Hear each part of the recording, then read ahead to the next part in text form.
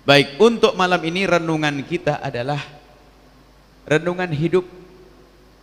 Kita dengar kejadian di mana-mana, ada perampokan, pembegalan, kemudian macam-macam, orang ngambil haknya orang lain. Ada satu hal yang jika rusak dalam program hati kita akan menjadikan orang seperti itu, mudah mengambil haknya orang lain, mencuri, merampok, bahkan merebut waris dan seterusnya. Ada yang rusak di dalam program hati kita. Ada satu penyakit hati yang lain lagi, yaitu apa? Hubbud dunia, mencintai dunia. Ini pembahasan mencintai dunia ini kalau tidak dijelaskan secara detail jadi ilmu khayal. Bagaimana saya tidak hubbud dunia? Duit mobil saya diambil sama orang, saya marah dong. Apa gitu hubbud dunia? Oh bukan. Hubbud dunia sederhana cirinya. Bukan orang yang punya kekayaan melimpah itu hubbud dunia, bukan. Cinta dunia. Hubbud dunia itu cinta dunia. Jadi perusak yang sesungguhnya kepada kehidupan kita adalah hubbud dunia. Kalau kita pernah mendengar hubbud dunia ra'su kulli khati'atin, cinta dunia adalah sebab segala kesalahan, itu bukan hadis. Jangan mengatakan itu hadis, tapi maknanya benar. Kalau orang sudah dikuasai oleh cinta dunia, lihat jadi apapun dia rusak. Ya itulah jadi kiai makan duit pondok. Jadi pengurus masjid, kotak amal masjid bisa banyak kurang itu. Jadi pejabat ya korupsi.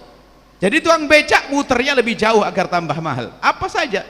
Jadi pembantu beli sayur dinaikkan harganya. Ini kan semuanya rusak. Gara-gara ini program. Hubbud dunia. Hubbud dunia itu cinta dunia bukan orang memiliki harta melimpah, bukan. Ditandai orang cinta dunia adalah di saat dia mencari dunia lalu dia lupa akhirat. Itulah hubbud dunia. Sehingga nggak peduli, yang penting aku dapat biarpun Allah murka, nggak peduli. Mungkin dia orang sangat fakir, kir, nyungsep hidupnya, tapi kuasai hubbud dunia. Demi 300.000 mungkin dia harus meninggalkan sholat. Jadi urusannya adalah bagaimana kita melihat dunia ini. Kalau sampai kita mengambil dunia lalu meninggalkan akhirat, ini hati-hati, hubbud dunia. Dan itu yang akan sengsara sepanjang hidupnya sampai di akhirat nanti. Lalu bagaimana sekarang kita tata? Bagaimana? Kita tidak tahu nasib kita, semoga nasib kita ini baik semuanya.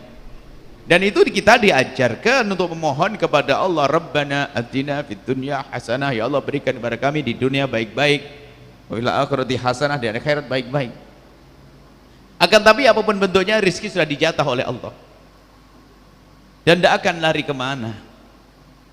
Dan untuk menjadi orang mulia tidak harus menjadi orang fakir, dan tidak serta-merta orang kaya sengsara di akhirat. Oh enggak, ada yang jadi raja ahli surga, Raja Daud, Raja Sulaiman, raja tapi ahli surga, seorang nabi. Ada sahabat Nabi kaya raya, Abdurrahman bin Auf. Ada sahabat Nabi ahli surga yang didengar oleh Nabi bahwasanya terompahnya sudah ada di surga, suara sandalnya. Bilal bin Rabah, orang yang sangat fakir. Abu Hurairah, alim besar, fakir, sampai hampir sehari-harinya lapar karena beliau adalah min ashabus suffah, orang yang meninggalkan keluarganya karena sangat fakir untuk hidup di samping masjid Nabi. Dia fakir, ahli surga.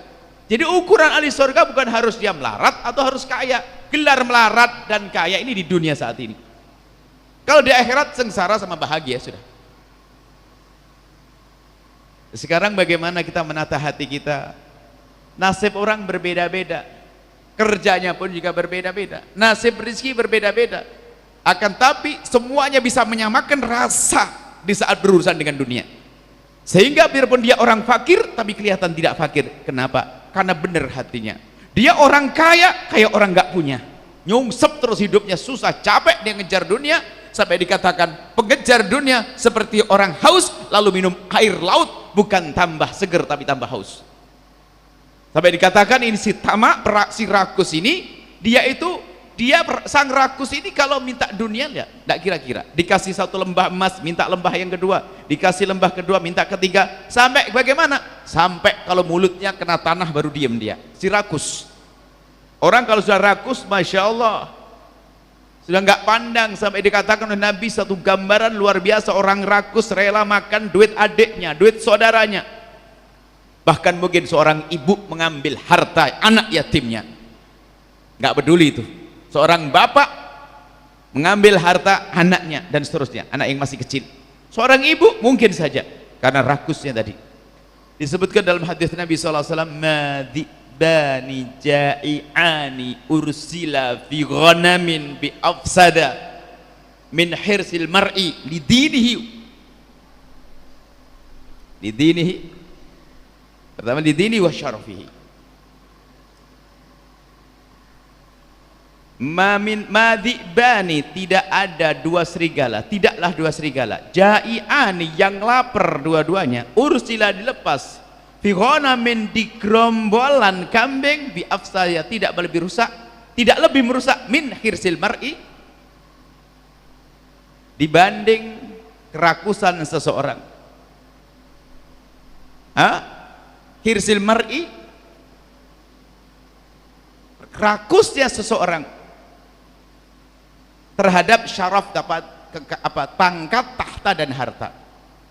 Jadi kalau sudah orang itu dikuasai oleh kerakusan kepada dunia dan tahta, dia lebih serem, itu akan lebih merusak kepada agamanya dibanding serigala yang dilepas di kambing. Jadi gini gambaran Nabi menggambarkan, kalau kita menggambar, kalau membayangkan itu penggambaran yang sangat cerdas. Serigala itu serem, serigala saja, apalagi lapar. Satu serem, apalagi dua, sebab wataknya serigala itu begini, dia itu lagi gigit kambing dan dia sebenarnya kenyang dengan satu kambing, tapi ngelihat temennya gigit yang lain, nggak terima dia. Terus sampai dia, apalagi dia merasa paling kuat, diserang itu temennya, pindah lagi, begitu sampai hancur tuh kambing. So gambaran Nabi, begitulah si rakus itu kepada dunia. Si rakus kepada dunia lebih serem daripada dua serigala ini. Di dalam hal apa? Merusak agamanya. Maka si rakus dunia akan rusak agamanya sendiri. Merusak agamanya sendiri. Sehingga subhanallah, kakak adik berantem, bermusuhan. Bahkan itu, yaitu tadi ustadz begitu tamaknya kepada dunia, ngambil duit pondok. Ya nggak mustahil, karena yang dipiara adalah kerakusannya. Ngurus masjid, kotak masjid banyak kurang, nggak peduli dengan itu semuanya. Nah, ini permasalahan dalam kerakusan. Sehingga ada salah satu catatan yang kami, kerakusan adalah kefakiran tersembunyi. Kerakusan adalah kefakiran yang tersembunyi, kadang dibalik kekayaannya yang melimpah. Tapi ada rakus seperti orang lapar, seperti orang kekurangan. Nah, sekarang bagaimana kita memangkas itu? Tentunya adalah rasa takut kepada Allah. Rasa takut kepada Allah, ya akan memangkas itu semuanya. Tapi untuk sampai kepada makom takut kepada Allah itu gak serta-merta. Kita perlu merenung bagaimana agar kita bisa menghindari itu semuanya. Kita mulai dari mana? Dari membiasakan hidup sederhana. Kita biasakan hidup sederhana. Nabi adalah orang yang kalau pengen apa saja akan dikasih oleh Allah. Bahkan kalau beliau menginginkan sesuatu, bakal dipenuhi oleh sahabat Nabi SAW. Karena sahabat Nabi yang kaya juga banyak. Pecintanya sahabat Nabi kepada Nabi Muhammad jauh lebih hebat daripada, lebih gede daripada cintanya saat ini seorang umat kepada kiainya. Sekarang kiai saja kalau dicintai umat, umatnya memanja loh, memanjakannya. Bagaimana dengan baginda Nabi Shallallahu Alaihi Wasallam? Tapi Nabi dengan kesederhanaan. Memang Nabi diciptakan oleh Allah, dihadirkan Allah untuk menjadi contoh buat kita. Nabi biasa dengan kesederhanaan. Karena apa? Justru dengan membiasakan kesederhanaan itu adalah menjadikan orang itu kaya hatinya. Biasakan hidup itu sebenarnya nggak susah. Yang bikin susah itu kan keinginan kita yang macam-macam. Nah, keinginan kita yang macam-macam itu gara-gara kita suka ngelirik-ngelirik hidup dengan nasi kemudian pakai kerupuk itu saja. Bukan itu. Artinya jadikan dirimu, kembali kepada bab sombong, jadikan dirimu tidak pernah merasa gengsi di saat harus makan sederhana. Jadikan dirimu tidak pernah gengsi kalau ternyata harus naik angkot. Jadikan dirimu tidak pernah gengsi kalau harus pakai baju biasa bukan bermerek. Jadikan dirimu tidak gengsi kalau harus tinggal di rumah yang penting halal, biarpun itu rumah kecil. Itulah Sekarang kan gaya hidup tren ini kalau tidak begini, orang karena sudah terlanjur stempel dia orang sukses, biarpun utangnya segunung, dia masih petentang di atas mobil mewah, utangnya banyak. Itu kan gaya eksentris, seksa hidupnya dia. Hanya depan orang dok bisa begini, sampai di rumah nyungsep ribut sama istrinya gimana bayar itu. Itu kan orang bodoh. Itu orang bodoh mengikuti gaya hidupnya. Nah inilah bahaya. Lah itulah calon-calon pencuri itu begitu. Calon pencuri ini begini karena apa? Dia harus membayar.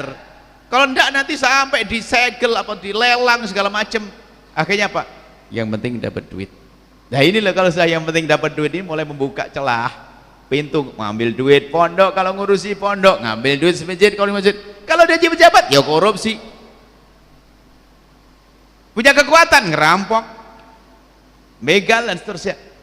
Berangkat dari situ. Maka dari itu yuk kita jangan gengsi. Kalau anda, ayo kita biasa makan nasi bungkus oke, nasi liwet oke. Nah banget nasi liwet ya. Nggak usah kan. Makan harus pakai gaya mahal. Berapa ratus ribu kita tahu. Satu makan satu orang harga 250.000. Masya Allah. Orang fakir makan 7.500 aja sudah enak banget. Ini satu orang 200.000. Hanya gara-gara ngikuti gaya hidupnya orang. Dan ini hati-hati yang biasa dengan kekayaan. Kalau memang anda harus makan begitu, harus anda qadha, anda bayar. Misalnya, saya karena ngikuti kehidupan orang, karena ini teman saya biasa dengan gaya mewah, sementara saya harus turun bisnis dengan dia. Aduh, harus istighfar banyak. Kenapa saya harus makan dengan mahal-mahal banget? Saya bayari nanti. Saya makan berapa? 2 juta. Oke, 2 juta aku bayarin untuk fakir miskin. Bahkan kita harus melatih dengan makan-makan yang sederhana. Tidak perlu gengsi. Anak-anak kita tidak perlu kita didik dengan barang-barang mewah. Cara menyampaikan saja. Kalau kita harus beri barang mahal, tidak perlu dipamerkan kepada anak kita. Wah ini wah harganya mahal. Cukup katakan kepada anak, kenapa Umi dan Abah beli mahal nak? Kenapa? Kalau mahal itu awet, sebab kita tidak tahu apakah besok punya uang atau tidak. Gitu. Bukan wah ini merek produk begini. Wah, anaknya diajari sombong-sombongan, yang tersiksa bapaknya dong. Besok anaknya nggak mau lagi barang biasa. Ini kan banyak orang bodoh. Sama istrinya kalau hayal-hayal rumah megah, mobil mewah, setiap hari ngebrowsing mobil terbaru. Gajinya nggak baru-baru, nyungsep dia. Ini gaya hidup tuh, model-model orang begitu tuh ada. Khayal. Lah itulah yang calon-calon perampok. Tapi kalau Allah berikan pada kita rezeki, alhamdulillah. Di samping kita nikmati untuk menghadirkan syukur, kemudian setelah itu kita senang berbagi. Ayo sederhana, jangan gengsi deh. Jangan gengsi dengan kesederhanaan, dengan apa yang Allah berikan kepada kita, sehingga biarpun kelihatannya orang ini pas-pasan, tapi ternyata dia adalah orang yang kaya hati. Ini omongan begini ini berat. Kadang lingkungan tidak enak begitu. Lingkungannya menuntut orang untuk seperti itu. Baik, kita balik. Nabi mengajari kesederhanaan. Kesederhanaan Nabi, bagaimana baju baginda Nabi SAW, bagaimana cara makan baginda Nabi SAW. Harus kita latih itu semuanya. Sudahlah, kalau cara hidup kita ngikuti gaya hidupnya orang, alamat itu adalah dunya di situ. Sehingga gak mau betul kalau ini bukan level saya makan model begituan ini. Sampai dikatakan Nabi itu makan di bawah. Sampai Nabi itu begitu sederhana dan tawadhu'nya. Urusan makan Nabi sama dengan yang lainnya. Kalau duduk sama, kecuali waktu Nabi menyampaikan kebenaran. Kalau Nabi menyampaikan kebenaran, Nabi pasti mengambil tempat yang tinggi supaya mendengar. Begini, ini sunnah. Jadi kalau jadi ustadz penceramah atau ngaji itu harus tempatnya dibedakan dan tinggi supaya tahu arah wajahnya yang dengar tuh kemana. Sehingga Nabi kalau ada keledai naik di atas keledai, kalau batu naik ke atas batu, biar kelihatan sama orang. Selain itu Nabi akan duduk di bawah. Sampai orang datang untuk tahu mana yang namanya Muhammad bin Abdullah. Mana? Gak tahu. Sederhananya beliau. Bagaimana baju beliau? Waktu pernikahan putri tercinta beliau, Sayyidat Fatimah Zahra. Padahal Nabi itu sering mendapatkan hadiah baju-baju mewah. Seperti kenal dengan baju afiriyah, baju ini, baju itu, baju yang bersulam emas. Tapi Nabi tidak tempelkan itu baju di jasad, di tubuh apa di badan, tidak dipakaikan pada Sayyidat Fatimah Zahra. Akan tapi baju pengantin Sayyidat Fatimah Zahra adalah baju yang dengan tambalan yang banyak. bukan tambalan action gaya, bukan tren, bukan tambal karena mengrobek. Kemudian tempat tidur Sayyidat Fatimah Zahra bagaimana? Sangat sederhana, alami, asri, hanya pasir ditinggikan begitu saja. Selimut yang dipakai adalah kulit yang dilembutkan. Kulit yang dilembutkan, ukuran lebarnya tidak terlalu lebar sehingga kalau digunakan menutup kaki, kepala kelihatan, kalau gunakan menutup kepala, kaki kelihatan.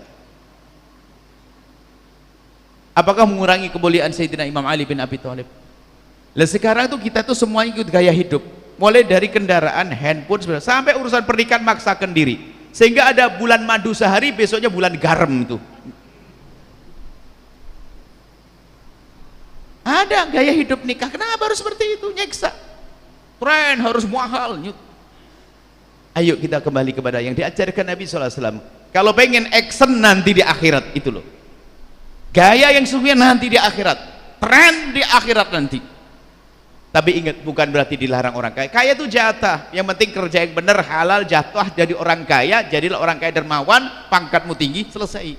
Kalau ternyata belum dijadikan oleh Allah orang kaya, nggak sakit hati. Karena apa? Hatinya sudah kaya, dia kaya hati.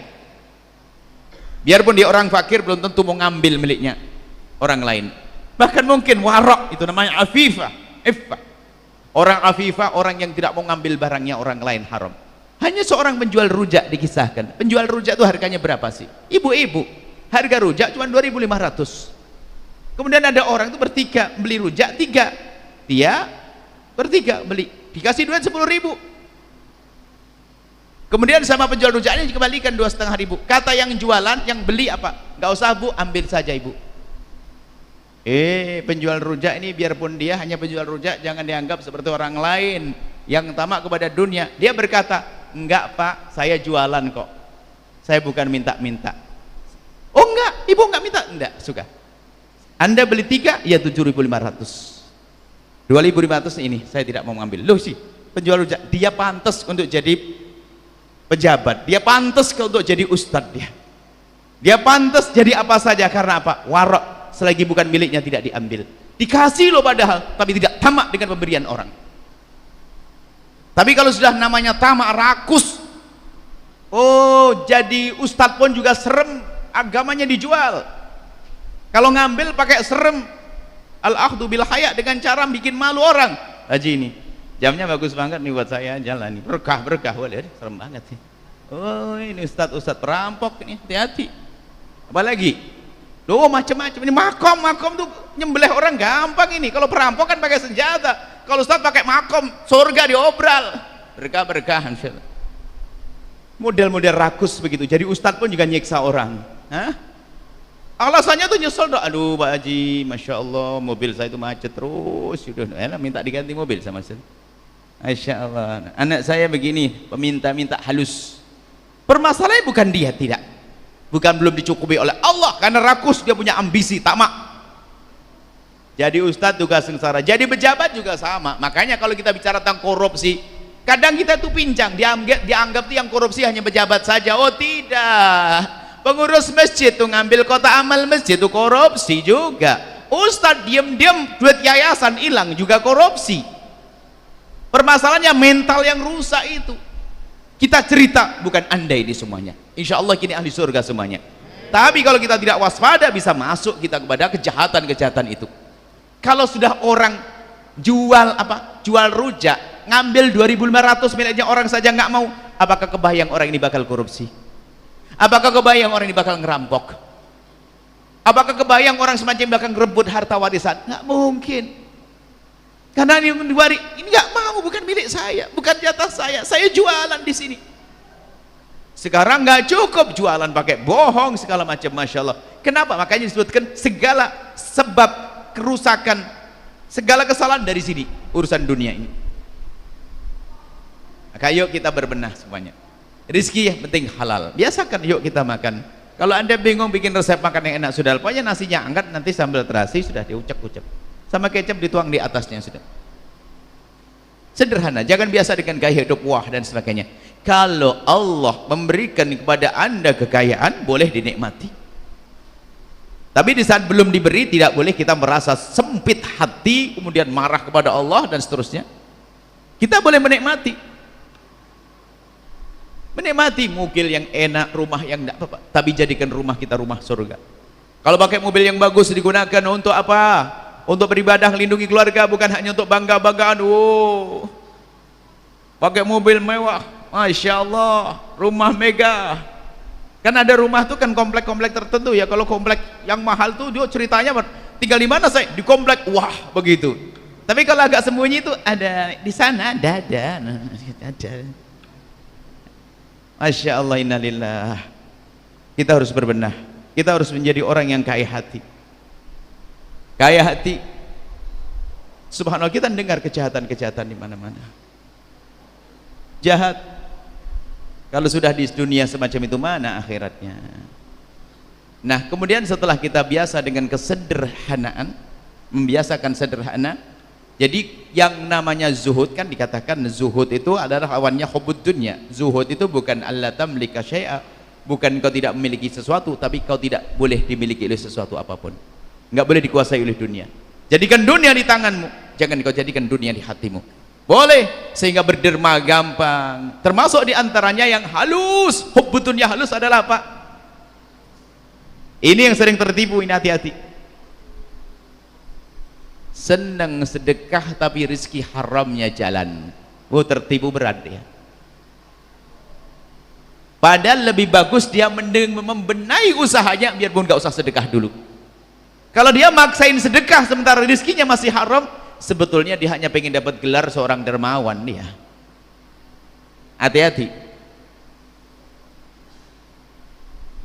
Sehingga dengan hawa nafsu dia sedekah, zakat belum dibayar senang sedekah dia.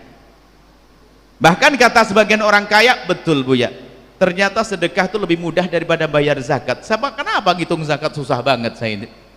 Sama bayar utang itu lebih susah daripada sedekah. Sedekah seneng, tapi utang nggak dibayar-bayar, itu kan dosa, haram. Dia sebenarnya seneng sanjungan, dia seneng sedekah, tapi haramnya nggak diberesin. Lebih baik membenahi rezekinya agar halal, biar belum sedekah dia.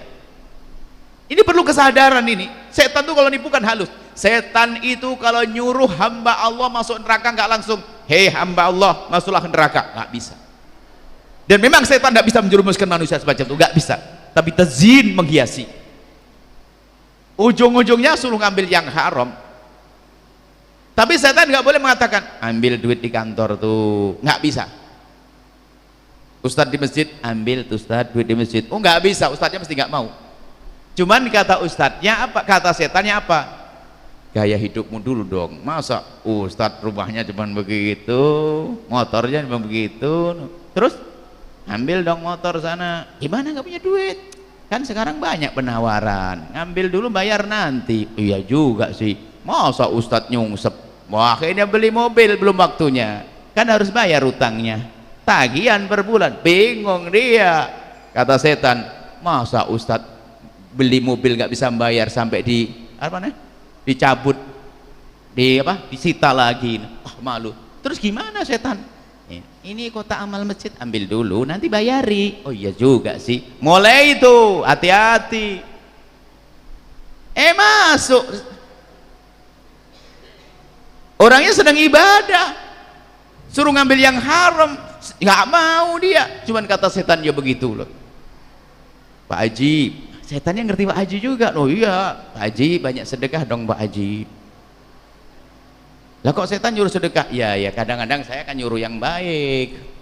Iya dah sedekah, tau-taunya masyhur, sehingga di mana-mana dia terkenal, dia jadi sedekah, hebat jago sedekah. Akhirnya ya namanya sedekah, kadang-kadang ekonomi begini,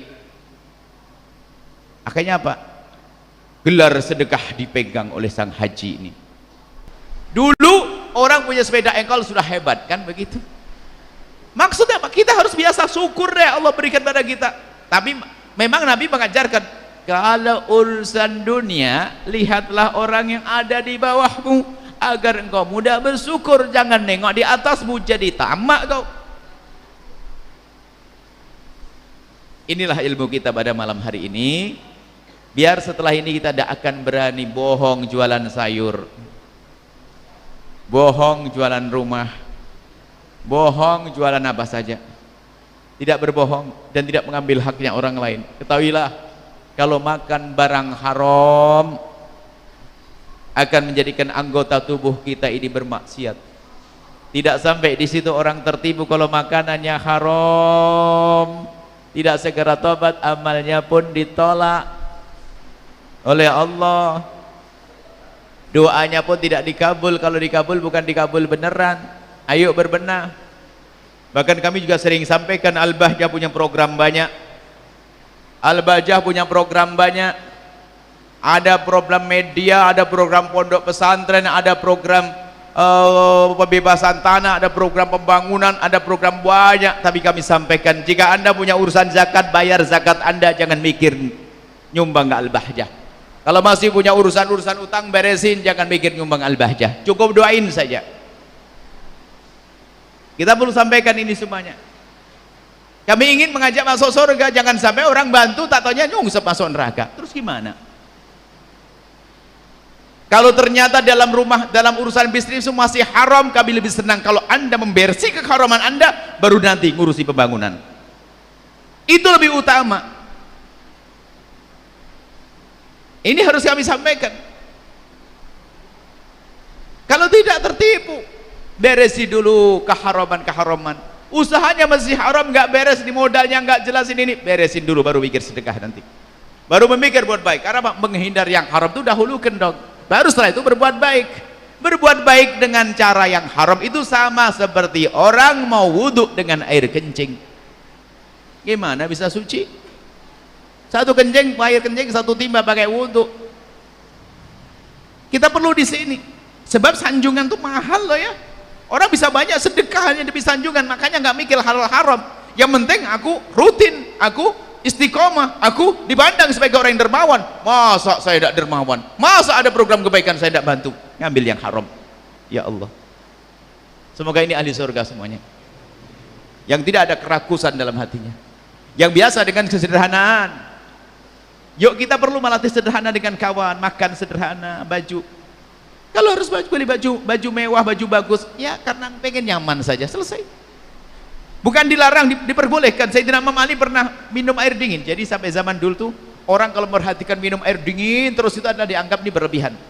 Katanya Imam Ali ditanya, ya Imam Ali, kenapa kau sebagai orang yang ahli ibadah dekat pada Allah, kenapa kau minum air dingin? Beliau mengatakan, uridu an astakhrija asyukra min samimil qabli. Astakhrija syukra. Aku ingin mengeluarkan syukur dari dalam kalbuku. Jadi kalau Anda punya, diberi Allah nikmat, nikmati agar bisa bersyukur. Nikmati, pakai makan enak, tapi jangan itu menjadikan sebab kita sombong. Nah, kerjaan apapun, makanya kalau sudah orang punya dasar ini, dia adalah biasa dengan sederhana. Nggak ada istilahnya orang susah cari kerjaan. Permasalahannya sombong, gara-gara dia sarjana ekonomi jadi tukang sapu nggak mau, sementara perutnya tetap lapar setiap hari. Ya sudah, apa saja yang saya dapat, apakah rendah jadi tukang sapu? Tinggal tukang sapu di mana, Mbok? Kalau tukang sapu tempat maksiat baru rendah. Kalau tukang sapu di masjid, tukang sapu di rumahnya orang yang di ahli ibadah, tukang sapu di tempat yang baik, tukang sapu gaji halal. Orang mulia yang sangat dicintai Nabi namanya Imam Ali bin Abi Thalib. Bagaimana beliau punya pekerjaan? Hei orang yang merasa rendah dengan kerjaan halal hanya gara-gara tidak dipandang di masyarakat sebagai pekerjaan yang bergengsi, dengar. Yang masih malu jadi tukang becak, malu jualan teh, malu ke sawah, malu. Ingat Imam Ali bin Abi Thalib, beliau adalah orang yang mulia di dunia dan di akhirat, disanjung Nabi dan pilih untuk menjadi menantu Nabi. Minal asra al mubasysyirin bil jannati, 10 orang yang mendapatkan kabar gembira masuk surga. Imam ahlil masyariqi wal magharib, Imam Ali bin Abi Thalib. Bagaimana kisah beliau? Beliau itu bekerja, kerjaan beliau itu kadang kerjaan sehari bisa dimakan 3 hari, kadang kerjaan 3 hari hanya dimakan sehari. Di antara kerjaan Imam Ali adalah menurunkan korma. Bukan kebun kormanya sendiri kerja, nurunkan korma di tempatnya orang. Kalau bahasa orang kampung di sini adalah naik pohon kelapa. Di sini nggak ada korma sebabnya. Subhanallah. Apakah menjadikan Imam Ali rendah? Enggak. tetap tersanjung sampai hari ini, karena yang penting halal, halal, halal, halal. Maka dijauh kocek Anda bukan. Makanya termasuk kita ingin ajari anak kita jangan ambil yang haram. Ada duit jatuh di pinggir jalan, selagi bukan milikmu jangan ambil. Ada duit, saya butuh, iya butuh, tapi ini bukan milikmu, tapi harus aku ambil. Ambil, selamatkan. Harus membiasakan seperti itu. Kita latih dong. Takutlah kepada Allah, keharaman nyeksa. Doanya dikabul. Ada di suatu ketika doa tidak dikabul. Ada dikabarkan pada zaman Nabi seorang rajul yang akbar. Ada orang tampaknya memang ahli ibadah, kayaknya ahli surga, berjalan di atas bumi. Lihat, compang-camping hidupnya, kayak nggak seneng dunia. Ya muddu yadahu, dia menengadahkan tangan dan mengatakan ya Rabb, ya Rabb, ya Rabb. Doanya tuh istimewa, cara doanya bener, kayaknya orang khusyuk. Cuman apa kata Nabi? Anna yustajabu lidzalik. Bagaimana akan dikabul doanya? Kenapa? Makaluhu haram, mashrubu haram, malbasu haram. Yang dimakan haram.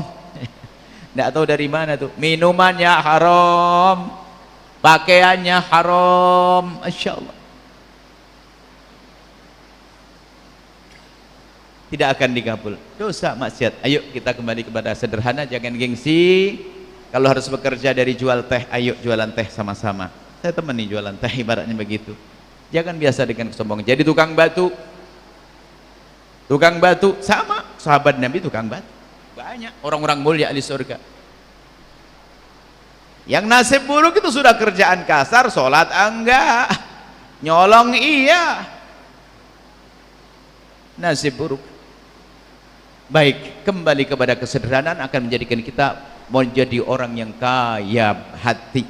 Enggak pernah kita pusing melihat mobil mewah, biasa saja. Bahkan mungkin nggak ngerti merek-merek mobil. Melihat teman-temannya, coba orang kampung yang polos bersih hati. Dari sini loh, dari cinta dunia ini muncul penyakit yang kita sebut kemarin juga, itu nyambung, ada dengki, benci. Di kampung itu lihat, kalau dulu tuh ada mobil lewat di kampung itu sampai bau solarnya dicium, katanya wangi. Wah bagus, nice. Orang kampung mobil lewat, karena jarang mobil. Masih ingat mungkin yang lebih tua dari saya dikit. Itu ada mobil lewat tuh sampai bannya itu dikejar tuh, wah baunya wangi, padahal bau solar.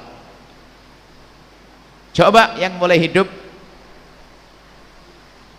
ada sedikit maju, lihat, ngelihat mobil tetangganya sudah cemberut. Mobil dari mana dia? Lah, pejabat baru paling korupsi. Itu tadi, karena dia pejabat baru. Yang bukan pejabat mah bingung dia mau gimana lah. Paling dia punya pesugihan, tuyul, nyirorokit, apa, belorong segala macam, ada aja. Pokoknya harus hati busuk, nasib buruk tuh orang. Nasib buruk. Tapi lihat hati bersih. Lihat tetangganya beli mobil ikut seneng, kan enak banget, gak usah beli, seneng dia itu. Gimana gak bahagia? Tetangganya yang beli dia seneng, oh tetanggaku beli mobil, Masya Allah seneng. Bukan dia yang beli, tapi hari ini hati kotor, penyakit yang kemarin belum dipangkas, benci, dengki, lihat tetangga beli mobil, cemberut. Ini model juga rakus juga, nanti dia pengen gaya dia, pengen lu jor-joran, sampai naik haji jor-joran loh ya. Gaya umroh keluarga jor-joran, tetangga umroh keluarga, kita juga bisa umroh kok jor-joran. Ini bagaimana ini? Nasib buruk tuh manusia. Semuanya perlu belajar, dan ingat, saya sendiri yang perlu belajar, bukan orang lain. Setelah itu apa? Kita biasa dengan sederhanaan, bukan bangga-banggaan dengan gebiar dunia, gelar dunia, maka hidup kita akan enak. Jadi ustadz jor-joran loh ya, hati-hati, gede-gedean pondok. Ya kita kan pondok paling gede mah, level pondok, mahal-mahalan pondok, atau gratis-gratisan pondok itu juga untuk sombong, macam-macam. Gratis pondok juga untuk sombong loh. Pondok saya, ya pondok saya kan gratis, ya beda dong, dia kan bayar. Yang satu, ya pondok saya bayar tapi mahal lah. Ibu sombong juga. Weh, repot memang sombong, caranya macam-macam. Majelis taklim itu bisa saling sombong. Majelis kita ini majelis tertua. Satu lagi, majelis terbanyak jamaahnya. Terus satu lagi, majelis yang paling sering dikunjungi ulama. Gaya untuk sombong-sombong dok semuanya. Apalagi? Hati-hati, itu nasib itu. Sombong sama action. Nah kayaknya itu tadi kemarin rebutan donatur segala macam ada. Semuanya di kubur dunia, gayanya actionnya majelis seolah-olah Allah. Itu kan jahatnya manusia. Kalau orang Arab jahiliyah dulu menyembah berhala, alasannya untuk sampai kepada Allah. Kalau hari ini enggak, Allah ditunggangi, Nabi Muhammad tunggangi untuk sampai kepada hawa nafsunya atas nama Allah, atas nama Nabi Muhammad. Wah, ini paling serem lagi pakai dakwah untuk cari dunia ini. Nah, ini kan belajar. Anda tidak usah nengok orang lain. Saya yang ustadz, ayo ngerasa begitu, yang pedagang itu, kita belajar bersama. Ingat kaidahnya, kita belajar di majelis kita ini, jangan menilai orang lain dulu. Semua omongan adalah untuk aku. Tidak usah lirik sana lirik sini sambil berkata, betul kata Buya itu orang, iya itu dia, mulai tadi itu tok. Loh, kamu manusia atau bukan? Kayak bukan manusia aja dia itu. Sana tok pinter, wah itu dia. Aku. Insya Allah setelah ini kita akan menjadi orang kaya hati, tidak terbelenggu dengan dunia. Dunia hanya di tangan kita, tidak di hati kita. Sehingga kalau harus menjadi orang kaya ahli surga, itu loh. Jadi pejabat ahli surga, orang sukses ahli surga. Ini saja yang bisa kami hadirkan pada kesempatan ini. Ingat, semuanya bisa baik, yang penting tobat, nyesel. Setelah itu Allah akan mudahkan dalam segala urusan kita. Wallahu a'lam bishawab.